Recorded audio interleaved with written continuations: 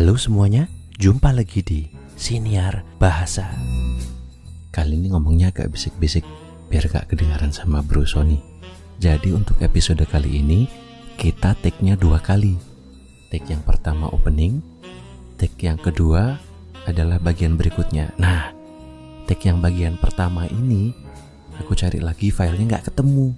Padahal itu ada bagian openingnya yang biasanya berdua sama Mas Sony. Tapi jangan bilang-bilang Mas Sony ya. Jadi nanti ini openingnya aku buka sendiri. Tengah-tengahnya ntar ada sama Mas Sony. Topiknya seru kali ini teman-teman. Tentang bagaimana jika dalam menjuru bahasakan ada klien atau ada pembicara yang melontarkan lelucon-lelucon atau jok-jok. Nah lo mampus kan?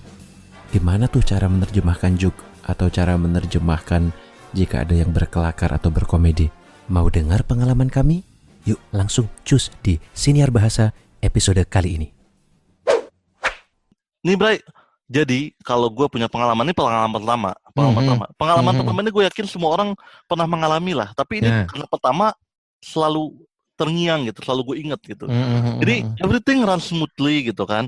Gue bisa nerjemahin, terus gue partneran sama temen gue yang emang gue kenal gitu kan. Everything runs smooth lah pokoknya. Udah mau ending. Pembicara terakhir. Ya kan? Pembicara terakhir. Biasanya pembicara terakhir.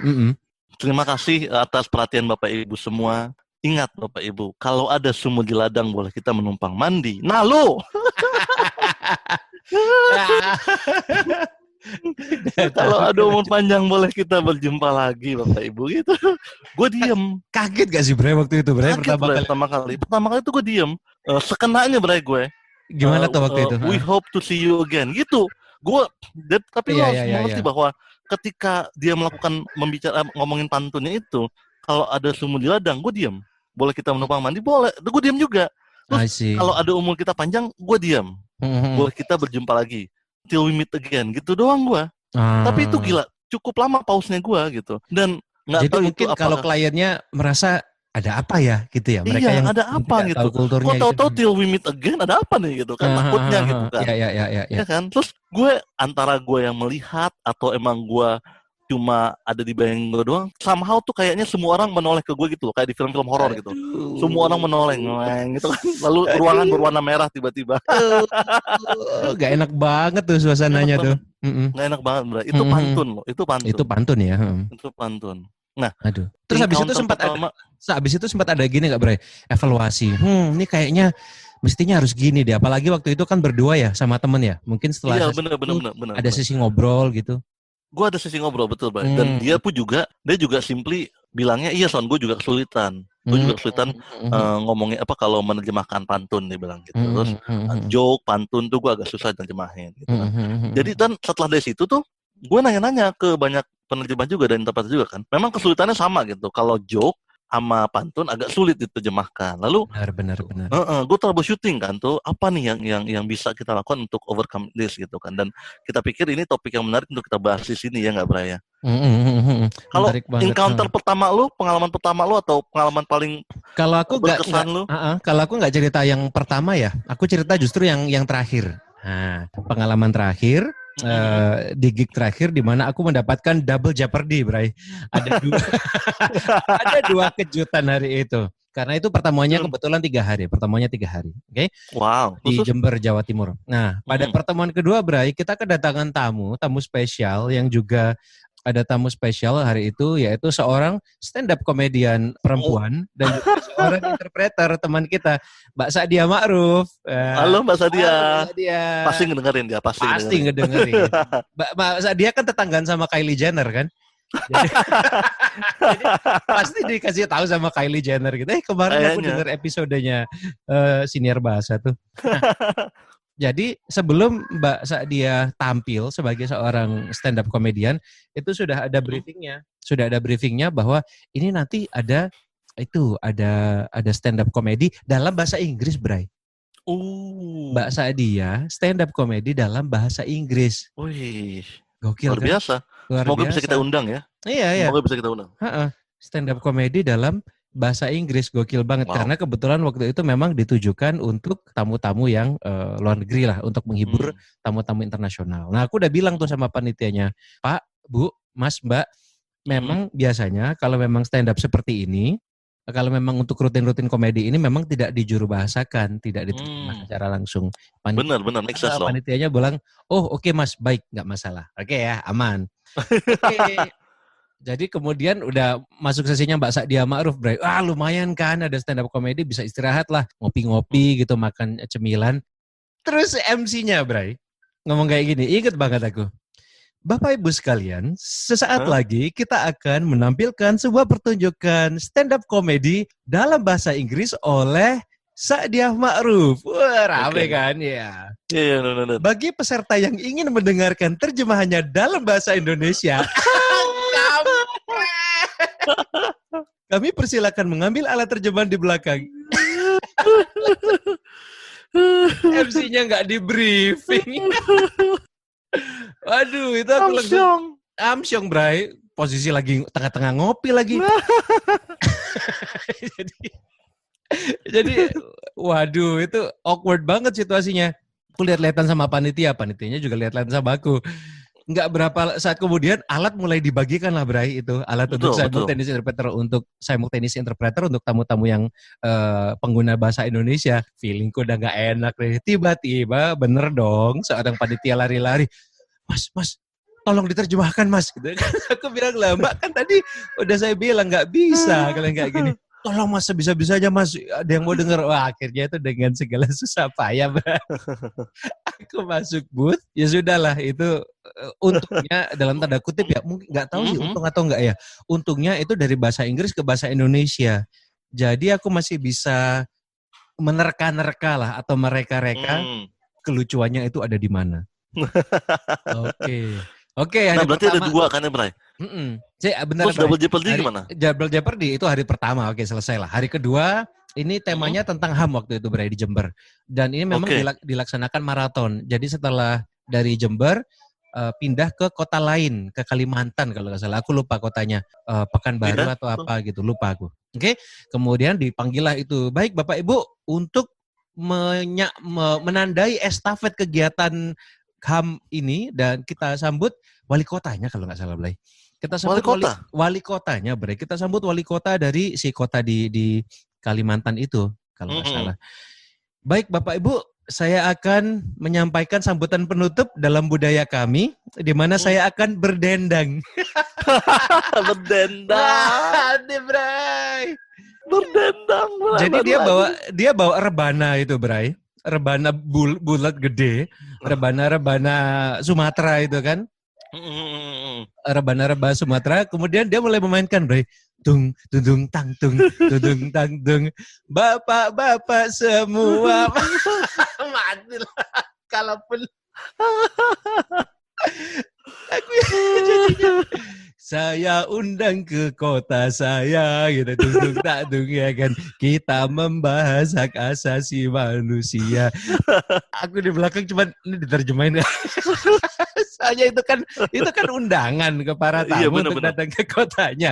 Cuman kan dia nyanyi kan, Bray. Masa iya aku juga interpretasinya nyanyi. Jadi waktu itu aku cuman diam aja gitu. Karena takutnya kalau aku nyanyi ngerusak momen juga, ngerusak estetikanya gitu. Jadi aku takutnya ngerusak estetikanya. Tapi baru kalau seingatku ya, di sela-sela kalau dia agak berhenti agak panjang, aku rangkum dikit. So ladies and gentlemen, the mayor is proudly and happily invite you to come to the city next year, kayak gitu-gitu. Dia bilang setelahnya, jadi masih tetap kontekstual. Itu, Bray, pengalamanku. Berarti 3 nih, Bray. Berarti 3 nih, Bray. Jadi pantun, joke, sama kadang in a very rare occasion, dendang. Berdendang. Nah, aku dengar kau akhirnya menemukan solusi, Bray, untuk itu. Iya, Bray. Jadi kalau ada yang berpantun. Jadi gimana, Bray? Bagi dong tipsnya. Sebenarnya, Bray, gue belum pernah cerita ke siapa ini. Menarik ini nih. Pertama kali didengar di Spotify. Di Spotify. Siniar bahasa. Kayaknya pertama kali di seluruh Indonesia dan dunia nih, Bray. Amin. Ini wajib banget didengerin. Gimana? Iya, benar. Jadi menurut gue, jadi kita kan gue dengan beberapa teman gue itu kita problem solving. Ini gimana caranya pantun kan? Jadi yang paling penting adalah always have your go-to pantun, Bray. Always have your go-to pantun, Bray. Apa sih pokoknya, yang disebut dengan go-to pantun itu, Bray? Jadi lu harus punya satu pantun yang you always have in the back of your head kalau ada pantun keluar, regardless apapun pantunnya. Jadi yang gua ingat adalah gitu ya, Bray? Iya, yang instinktif. Kalau ada orang keluar pantun, itu terjemahan. Oke. Apa tuh, Bray? Kalau gua mah paling gampang, Bray. Apa itu? Roses are red, violets are blue. Nanti rima keduanya ya kita kumpulin kata-kata yang rhymes with blue. Pokoknya terakhirnya aja ya. Benar. Jadi you, blue, apalagi tuh, gitu kan. Ya bisa. Bahkan kalau misalnya di beberapa kesempatan berikutnya gitu, gue dapat lagi kalau ada sumur di ladang boleh kita menumpang mandi, gitu kan. Roses are red, violets are blue. I hope to see you. Udah gitu doang. Korupsi lu, Bray. Jatuhnya 4 baris jadi 3 baris. Tapi orang itu dapat keseluruhan pesannya. Oh, dia sedang melakukan pantun di baris pertama. Terus yang kedua tuh kalimat. Walaupun ada tips lainnya, Bray. Ada tips lainnya kayak misalnya, kita cari kalimat yang memang menunjukkan pesan keduanya gitu. Kayak misalnya kalau ada sumur ladang boleh kita numpang mandi, there's a hello, there's a goodbye gitu. Tapi kan itu kita build up berdasarkan pengalaman. Betul. Tapi kalau misalnya lu udah sering, kan ada beberapa pantun yang kita tahu sering diulang gitu kan. Kalau ada sumur di ladang, ya berakit-rakit ke hulu ya kan. Apa namanya tuh 4 kali 4 sama dengan 16 gitu. Di situ-situ aja mainnya. Iya. Kalau yang main-main di situ, kita siapin itunya, Bray. Kita siapin padanan yang pas gitu kan. There's a hello, there's a goodbye gitu kan. 4 kali 4 sama dengan 16 misalnya. Would love to hear your reply. Kayak gitu-gitu. Tapi kalau ada pantun yang aneh-aneh gitu kan, Bray. Always have your go-to pantun on the back of your hand gitu kan. Sebenarnya kalau mau lagi satu lagi, kalau yang itu kan terakhirnya huruf vokal. Cari pantun yang kedua yang akhirannya huruf konsonan. Kalau bisa gitu. Gimana tuh? Ya, kalau gua kan yang pertama itu roses are red, violets are blue, ya kan? Kalau U itu kan somewhat konsonan lah, vokal kan, huruf vokal kan, vowel. Nah, gue punya pantun kedua, hickory dickory dock apa ya gitu ya? Atau hickory dock gitu ya? Hickory dock, benar. Lagu anak-anak tuh. Hickory dickory dock. Iya, lagunya dock. Lagunya anak-anak tuh. A mouse run up the clock, betul. Iya, kayak gitu-gitu lah. Nah, gue tinggal cari yang akhirannya begitu, akhirannya konsonan gitu. Iya, benar. Walaupun, Bray, pada akhirnya tidak berima nih. Gue terjemahin pantun tidak berima gitu kan. Iya. At the end of the day mereka dapat pesannya gitu. Mereka dapat pesan kalau ini orang sedang melakukan pantun gitu dalam bahasa Indonesia. Iya. Mereka appreciate kita mencoba menerjemahkan gitu, walaupun pada akhirnya tidak terima gitu. Misalnya gue waktu itu nerjemahin roses are red, violets are blue. Terus tiba-tiba gue coba cari gitu, ternyata nggak ketemu juga. Mereka ngomongin tentang topiknya gitu.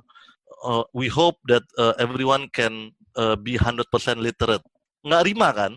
Iya. Tapi di awalnya itu mereka tahu gue sedang menyampaikan pesan yang mereka berpantun gitu. At the end of the meeting bahkan mereka bilang, makasih ya udah coba nerjemahin. Gue ngerti mereka lagi trying to play with words. Dia bilang gitu. Oh iya.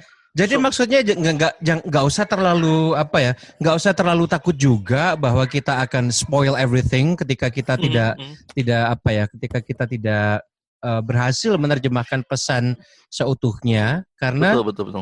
Kadang-kadang klien-klien yang sudah sangat sering mengikuti seminar-seminar internasional di mana kegiatan tersebut diterjemahkan, mereka sudah paham betul tingkat kesulitannya, Bray. Betul, Bray. And my friend, that differentiate a good interpreter with a great interpreter. Asik. Gokil itu pantun, banget. Itu kalau lu cara survive dari pantun gimana? Kalau aku jujur waktu itu belum ini aku baru banget loh, Bray. I literally needed this like 5 years ago. Gitu. Jadi kalau aku sama, biasanya aku ambil belakangnya juga sama seperti itu, caranya gitu. Atau setidaknya kalau misalkan kau kan bahas pantun ya, aku mau bercerita sedikit kalau untuk joke. Ya, kalau untuk joke aku bisa berbagi tips. Kalau untuk jokes aku bisa berbagi tips. Nah, ini menarik nih. Ini menarik. Tapi pertama ada satu pertanyaan yang kontroversial. Di sini saya benar-benar tidak berada pada posisi atau tidak berkapasitas ya kan. Saya cuman sama pekerja biasa sama dengan Bang Sony, tapi saya ajukan saja ini. Kalau teman-teman ingin mendapatkan jawaban yang lebih baik, bisalah ditanyakan kepada juru bahasa yang lebih berpengalaman, yang lebih senior gitu. Betul, Bray. Ada yang bilang seperti ini, Bray. Ketika seseorang pembicara itu ngejoke ya kan, melakukan sebuah gurauan gitu, dan seorang interpreter itu entah itu tidak bisa atau memilih untuk tidak menerjemahkannya, ada yang ngomong seperti ini. Seorang interpreter bisa berbicara seperti ini. The presenter is making a joke, please laugh. Nah, pernah dengar gak, Bray, yang kayak gitu? Wah, itu urban legendnya, Bray. Betul. Itu urban legendnya. Itu urban legendnya.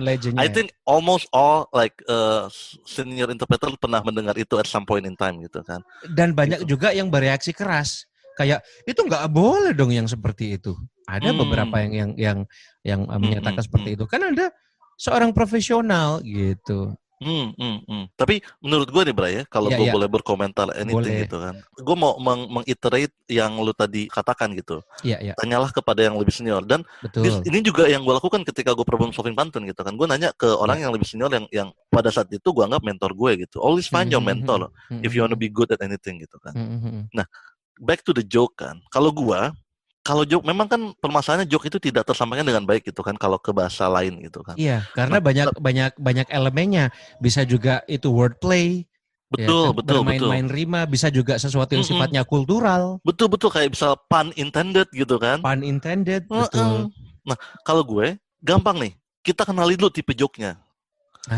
If it's a sex joke, translate. Nih. Kalau lu maksud gue kita harus bebas dari kayak misalnya nilai-nilai misalnya kayaknya ini nggak bagus dan nggak pantas diterjemahkan didengarkan banyak orang. Menurut gua pribadi tugas kita adalah menyampaikan apa yang dikatakan oleh pembicara gitu kan. Ya, nilai kita tidak boleh mencampuri apa yang dikatakan pembicara. Mungkin bicara datang dari sudut pandang nilai-nilai hidup yang berbeda dari kita gitu kan. Dan gue sebagai pekerja bahasa tidak boleh mencampuri nilai-nilai gue terhadap apa yang dikatakan pembicara karena akan merubah maknanya. Sepakat. Jadi kita tidak boleh bermain kata untuk merubah makna. Benar. Hashtag jualan.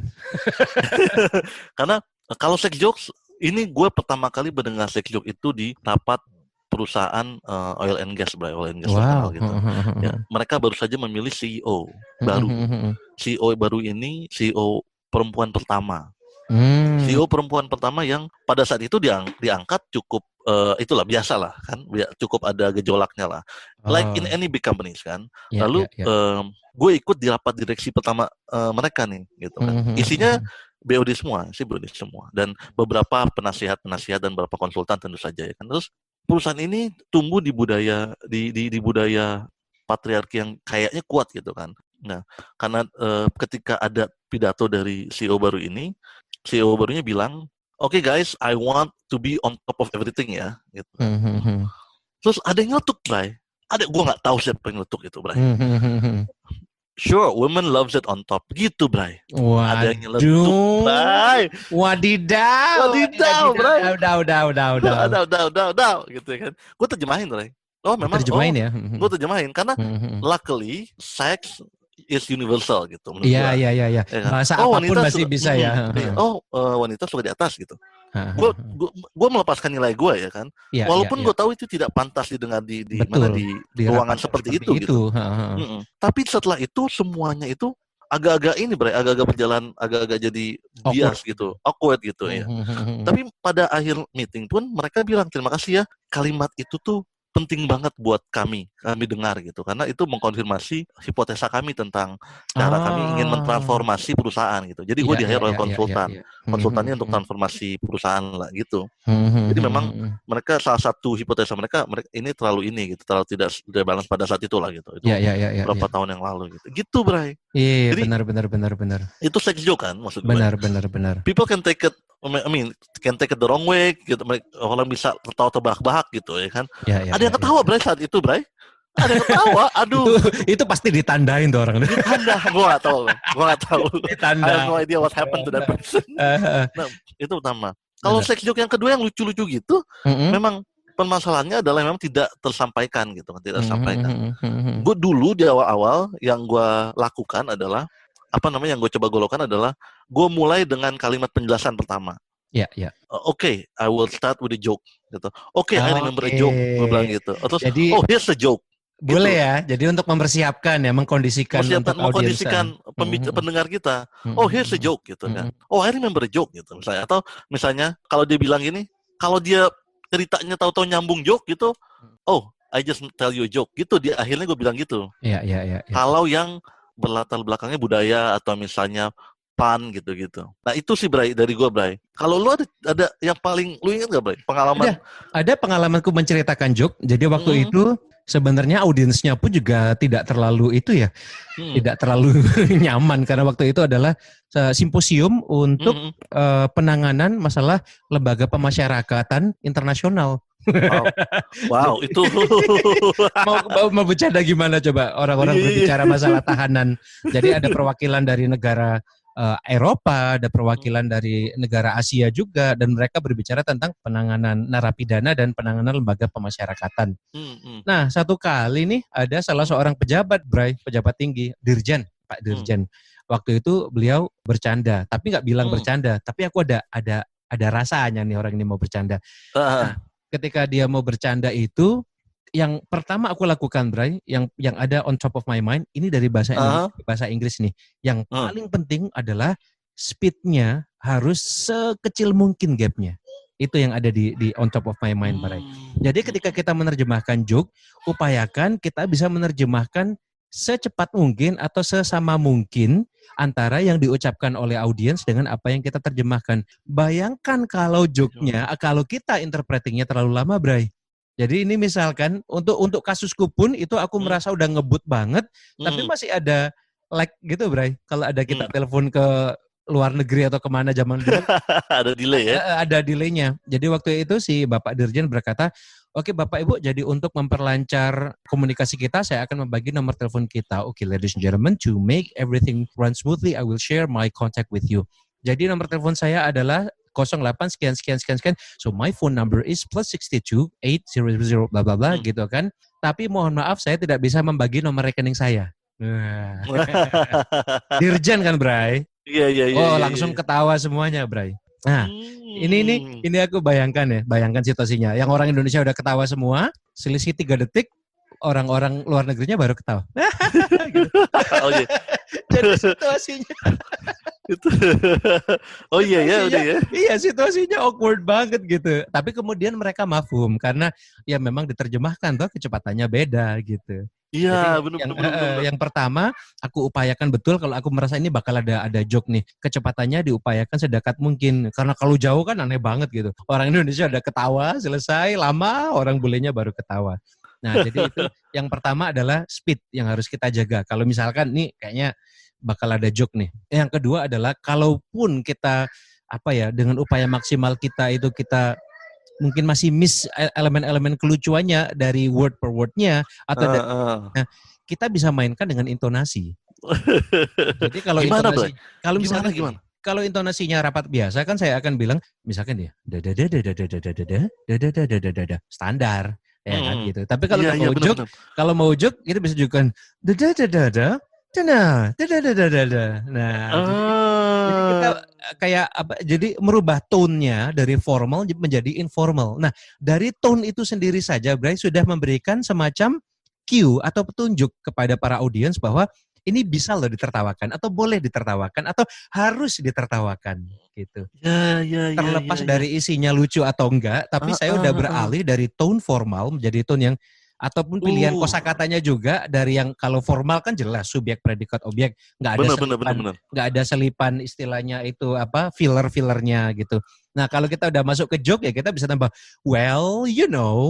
basically. Nah ini udah mulai masuk seperti itu. Jadi orang ada rasanya oke, jadi bisa ditertawakan. Jadi itu caraku, Bray, untuk selamat ketika pembicara mulai nge-joke. Benar, baik. Memang ya, tentu saja yang paling sulit adalah joke-joke yang berlatar belakang budaya itu udah memang sulit gitu kan.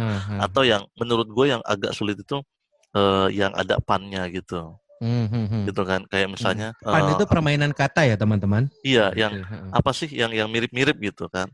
Gue jadi ingat cerita gitu kan. Ada orang yang ngomong, wah saya jadi ingat cerita. Saya kan lagi masak gitu kan. Terus saya bilang, tolong ambilin panci gitu kan. Terus dari ruang seberang sana dia bilang, hah kunci gitu kan. Itu peserta Indonesia udah ketawa tuh, hah? Iya. Peserta Inggrisnya masih, peserta yang dengan terjemahan tuh, apa nih panci, apa nih kunci, apa nih bedanya, ya kan? Terus kedua, bukan panci gitu kan, hah? Gucci gitu kan, hah? A vase gitu kan. Kita ketawa kan, Bay? Iya. Ya, kan? Terus gini, bukan kunci. Terus dia, udah, ambilin aja gue lemari gitu kan. Oh, panci kata gitu. Nah kan ketawa semua kan orang jadi kan. Iya. Literally doesn't transcend well atau translated well gitu ke Inggris gitu kan. Sometimes you have to bite the bullet as a translator. I think ya, gitu kan. Tapi gue mencoba menjelaskan di awal. Oh, I remember a funny story, gue bilang gitu. Iya. Gue pokoknya persiapan pokoknya oke, ini orang kan ngomong joke. Emang that built the hunch gitu ya. Firasat kita emang terbangun dari lama jam terbang memang. Benar. Dan ketika lu udah lama ngejemahin, lu akan nge-build nih glossary buat padanan kata pantun, padanan kata peribahasa misalnya gitu kan. Tak ada akar rotan pun jadi misalnya kayak gitu-gitu. Jadi kan lu akan ngebangun tuh. Lo akan ngebangun padanan yang pas gitu. Sometimes ada orang yang cukup rajin, dia akan build the glossary Excel-nya. Gue lihat orang yang emang ngebangun padanan kata pantun dan padanan kata terjemahannya gitu. Dan juga peribahasa. Itu sih. As a translator you have to be ready kan. Of course. As an interpreter you have to be ready kan. Of course. Permasalahannya adalah even if you're ready gitu, there's always some occasion yang will akan mengagetkan lu gitu kan. Imagine if you're not ready gitu kan. Banyak orang trying to say kayak misalnya, gue udah tahunan ini jadi interpreter paling apaan gitu kan. They come up there and then try to wing it gitu kan. Ini topik gua gitu kan. No, you have to be ready gitu kan. Harus selalu persiapan ya. Yeah, that's differentiate a good and a great interpreter, right? Nah, kalau jadi yang membedakan penerjemah yang juru bahasa yang good sama yang great adalah macam-macam ya kan, jam terbang, seberapa mereka siap untuk berbagai macam situasi impromptu yang tidak terduga ya kan. Nah, apalagi nih kalau ditarik garis yang jauh lebih ujung lagi, kutub ke kutub, this is the difference between an interpreter and not. Benar, Bay. Jadi jangan pernah sekali-sekali Bapak Ibu sekalian ya kan mau mengadakan sebuah rapat yang gede, yang penting untuk perusahaan Bapak Ibu sekalian, dan kemudian untuk berbagai macam alasan Bapak Ibu bilang, kita pakai itu aja deh, si Doni sama si Rina, anak humas, bahasa Inggrisnya bagus tuh kayaknya itu. Iya. Jangan Bapak Ibu sekalian, no, jangan. Leave it on the professionals. Ya kan, benar, Bray.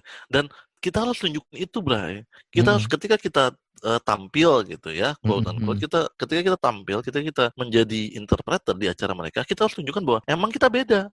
Memang beda. Nilai yang kita berikan ke klien itu memang beda daripada orang yang hanya jago bahasa asing gitu. Betul. Dan klien itu akan you have to dazzle them, you have to sweep them off their feet gitu.